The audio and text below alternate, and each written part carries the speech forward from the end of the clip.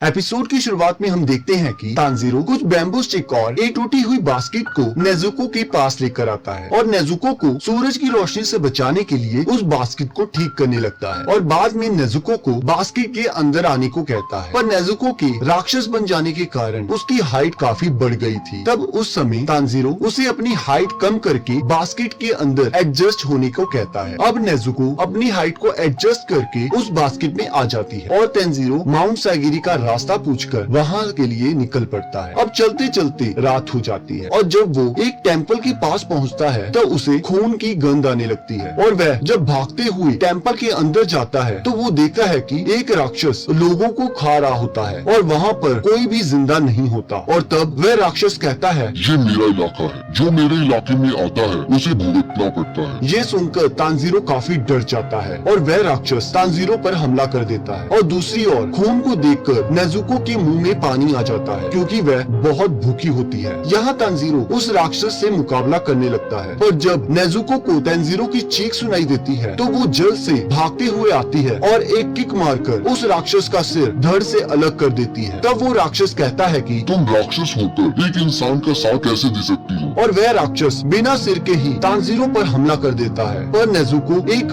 और किक मारकर उसे दूर फेंक देती है, जिसे देखकर तांजीरो काफी हैरान हो जाता है और वह सोचने लगता है कि बिना सिर के ये राक्षस हमला कैसे कर पा रहा है और बोल कैसे सकता है। अब हम देखते हैं कि उस राक्षस के सिर के साइड से हाथ उगाते हैं और वह तांजीरो पर हमला कर देता है। दूसरी ओर उस राक्षस का शरीर नेजुको को पटक पटक के मारने लगता है और इधर तांजीरो उस राक्षस के सिर से लड़ रहा होता है और उस राक्षस के सिर पर अपना सिर मारकर उसे अपने आप से दूर करता है और फिर अपनी कुल्हाड़ी के साथ ही उसे एक पेड़ की ओर फेंक देता है, जिससे उस राक्षस का सिर उस पेड़ के साथ फंस जाता है और तांजीरो अपनी बहन को बचाने के लिए चला जाता है। और जब तांजीरो नेजुको को बचाने के लिए उस राक्षस के शरीर को धक्का देता है तो वो उस राक्षस के साथ ही खाई में गिरने लगता है पर नेजुको सही टाइम पर आकर तांजीरो को बचा लेती है और वह राक्षस का शरीर नीचे गिरकर मर जाता है, जिससे उस राक्षस का सिर भी बेहोश हो जाता है। अब जब तांजीरो राक्षस के सिर को मारने लगता है तो उसके पीछे से एक आदमी आता है और कहता है, ये इससे नहीं मरेगा। और उसके बाद तांजीरो के पूछने पर वो आदमी कहता है, तुम खुद सोचो इसे कैसे मारा जा सकता है। और तब तांजीरो एक पत्थर लेकर आता है। अभी वो उस राक्षस को मारने की हिम्मत बटोर ही रहा होता है कि तब वह आदमी सोचता है, ये लड़का कितना दयालु है, इसके सामने राक्षस है पर फिर भी ये कोई भी फैसला नहीं ले पा रहा, मुझे नहीं लगता ये इसे मार पाएगा। और तब हम देखते हैं कि सुबह हो जाती है और वह राक्षस सूरज की रोशनी की वजह से जल के मर जाता है। ये देखकर तांजीरो काफी शॉक हो जाता है कि कैसे राक्षस बस थोड़ी सी सनलाइट से जल के मर गया। उसके बाद वह अपनी बहन को ढूंढने लगता है और उसे टेम्पल के अंदर सेफ पाकर रिलैक्स हो जाता है। अब वो सोचने लगता है कि वो आदमी कहाँ गया। अब तांजीरो टेम्पल के बाहर आ जाता है जहाँ वो आदमी बैठकर प्रार्थना कर रहा होता है और वो आदमी बताता है कि उसका नाम सकांजी उरुकोदाकी है और पूछता है कि क्या तुम वही हो जिसे गियू टोमियाका ने भेजा है? तब तांजीरो बताता है, हाँ मैं वही हूँ। तब वो आदमी पूछता है कि क्या होगा अगर तुम्हारी बहन किसी इंसान को खा ले? यह सुनकर तांजीरो शॉक हो जाता है। तब वो आदमी तांजीरो के पास आकर उसके एक थप्पड़ मार देता है और कहता है, तुम डिसीजन लेने में बहुत स्लो हो, इसलिए तुम उस राक्षस को सुबह होने से पहले नहीं मार सकी। तुम्हें पता है तो मेरे इतने सिंपल सवाल का जवाब क्यों नहीं दे पाए? तो मैं बताता हूँ, क्योंकि तुम्हारा संकल्प बहुत कमजोर है। तुम दो चीजें कर सकते हो अगर तुम्हारी बहन किसी इंसान को खा लेती है। पहला तो तुम उसे मार दो और खुद भी मर जाओ और दूसरा कि तुम ऐसा कभी होने ही ना दो। क्या तुम्हें समझ आ गया? तो तांजीरो कहता है हाँ। तो वो आदमी कहता है, चलो ठीक है, मैं तुम्हारा टेस्ट लूंगा कि तुम डेमन स्लेयर कॉर्प्स के मेंबर बनने के लिए सही हो या नहीं। चलो अपनी बहन को उठाओ और मेरे साथ चलो। अब दोनों भागते भागते उस आदमी के घर पहुंच जाते हैं और तब वह आदमी तांजीरो को कहता है कि तुम्हारे टेस्ट के लिए हमें पहाड़ पर जाना होगा